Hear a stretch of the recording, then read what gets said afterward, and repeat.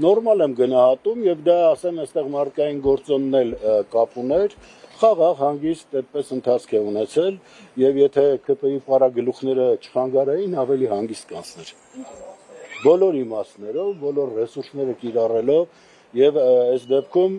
միշտ ամենտեղ ինչպես է որտեղ խցկվում են, ուրեմն մի բան խառնում են իրար, ես ասել եմ կարդացեք օցեանի փանջունին ամենախաղաղ տեղանքները կարող են կռվազանության տանել, կարող են խռովությունների վերածել եւ ավերելով հաճույք ստանալ։ Սրանք վամպիրներ են, արյուն են խմում շարունակաբար։ Ըստ ԿՊ-ի հաշվումների նրանք բացարձակ առաջատար են, շանսեր ունեն վերարտադրվելու։